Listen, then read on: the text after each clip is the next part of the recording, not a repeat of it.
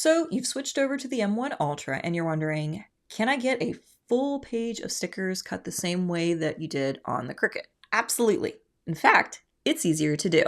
Hi, I'm Sarah and welcome to my studio. So many of you guys found my channel through my full page sticker cut hack that I created for Cricut, which basically enables you to use the entire page of sticker paper rather than being limited by the registration marks that Cricut uses to position its print and cut feature. If you recently saw my review on the M1 Ultra, you'll know that I talk about the fact that this system doesn't actually use registration marks in order to position things. It uses the laser school of thought where things are positioned using coordinates. And as a result, making a full page of stickers is extremely easy. And that's what I'm going to show you how to do today. So the version I'm going to show you today is going to work for the sticky mat that you put in the bottom of the machine. They've actually added a really awesome accessory called an electrostatic mat that I'm going to go over next week, and I'll show you how you can do a full page sticker cut then, particularly by drawing a jig on the mat. If anything, that simplifies the process even more with that accessory in place. So let's head over to Creative Space and get started. The first thing you're going to do is create your full page of stickers. I've talked about this in different videos, how I have a document created with a set of squares in each corner, which act as mini registration marks that are initially designed to help Cricut identify the cut file I was using as a full sheet of paper, 8.5 by 11 if you're using US standard sheet. The same registration marks could be used on an A4 size sheet of paper, though the document templates I have created are available for download are for a letter size sheet of paper, so you may need to resize it before you add your stickers to ensure proper alignment. And I have copies available for pretty much any software you use for designing these, including PROCREATE, CANVA, Affinity Designer, and Photoshop. One final step I recommend is that in addition to saving the full color version of your stickers that you're going to print, you're also going to want to save a black copy of your stickers. And there are a couple of ways to do that, but basically you're wanting to either add a clipping mask with a full color of black so that the stickers show up completely black. And you can do that in PROCREATE. And I believe there's an option available in CANVA to do something similar. Or you can just add a layer effect in Photoshop and Affinity using color overlay and setting it to black. Then save a copy of that file and call it your cut file. This honestly just helps the software trace the sticker edge better than if it was multicolor. Xtool, when it sees a multicolored photo, wants to try and trace all of the different colors, and we don't need that. We really just need the border. It takes like maybe 30 seconds to do this by adding the color change and saving out a separate cut file, so I really don't mind doing it. So once you have all these stickers loaded up in that file and you have it saved out as a PNG, you're going to need to print it. And again, the easiest way at least to do that on a Mac is to use the Preview app, making sure that you print your stickers at 100% scale on a piece of letter paper. I've mentioned before, I don't use the borderless function on mine because I feel like that messes with the results a little bit, and I get more accurate alignment if I just allow for a teeny tiny border on the side, and I make sure that my stickers stay within the registration marks. With the stickers printed out, and in my case a layer of self-adhesive laminate over them to protect them, and generally make them waterproof, I need to get them cut out. So jumping into Xtool Creative Space, I'll create a new document, set this to my M1 Ultra, and I have the mode set to blade cut.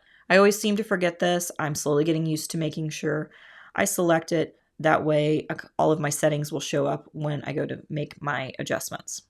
I'm going to click on the little photo icon up here on the left, and I'm going to import the black version of my sticker sheet into Xtool. I double check to make sure that it comes out at 8.5 by 11, because sometimes it can come in bigger, but it's easy enough to resize. Then I'm going to use the trace function that they have. This is where it tries to trace the image and turn it into a vector, which is why I recommend you're importing all black stickers because it makes the process much easier for the machine to see the outline and quickly process it. After clicking OK, I can actually delete the image that I imported. I don't need it anymore. And I now have a series of vectors that give me the border of the stickers I need to cut. Sometimes these come in as a couple of different vectors or as one big group. I'll usually select all of them and set it to compound vector just to really kind of keep things organized and together, but you don't necessarily have to do that. Just make sure you're moving all of them together at once as a group when it goes to positioning. Then I'll go over to the right and put my sticker settings in that I know will give me my perfect die cut or kiss cut, depending on which option I'm using. In a previous video, I went over how I found these settings using a material test array and how I saved them to my user settings. So it's really just a matter of clicking which setting I need from the drop-down menu. I'll leave a link in the description to that video if you guys want to learn more. So we're almost ready to go. First, we need to line up our sticker sheet on the mat inside the machine. So I placed my sticker sheet on the mat, and then I'm going to place the mat inside the machine. You can leave the mat in place all of the time and just remove the sticker sheets from within, but I do find that Xtool's mats are very sticky and it does make it a little bit difficult. So first things first, when I put the mat in the machine, I try to line it up as best as I can to the marks on the bottom of the floor, particularly focusing on the mat being as straight as possible.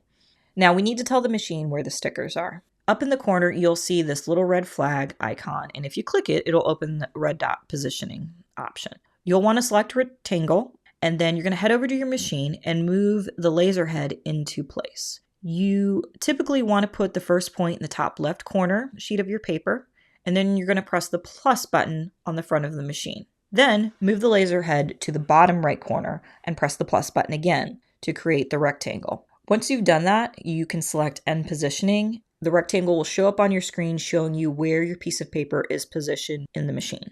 This is pretty reliable. You are still eyeballing a little bit where the exact red dots are, but you get pretty close, maybe within a millimeter, depending on how accurate your eyesight is. From there, simply drag your cut file so that it lines up to this rectangle.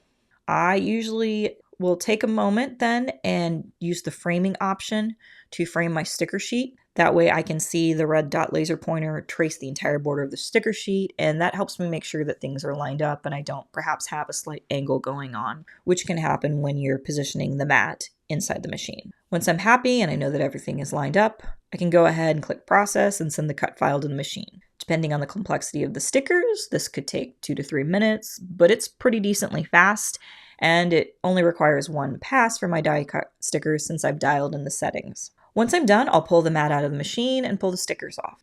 As you can see, I get pretty good results. This was the sticker sheet that I did without a white border, so you can tell that it gets pretty close. It looks like I might have been ever so slightly down and to the left based on the border. If these were stickers with a white border, I doubt I would have even noticed, but I was testing the accuracy of the machine by using borderless stickers for this batch. And as you can see, you can use it for borderless stickers. I actually find this to be a little bit of a happy accident because the way I have the light and shadow set up on my little balloon dogs, it's coming from the upper right, and having the border be slightly smaller actually kind of enhances that look. So there you have it.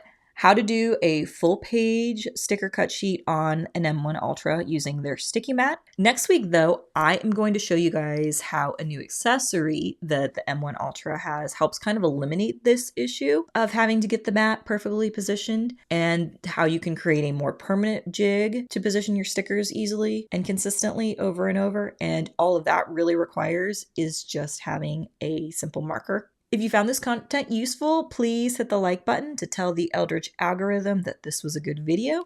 And if you want to see more content like this, tap the subscribe button and ring the bell for notifications when I drop a video. In the meantime, have a good week. Bye.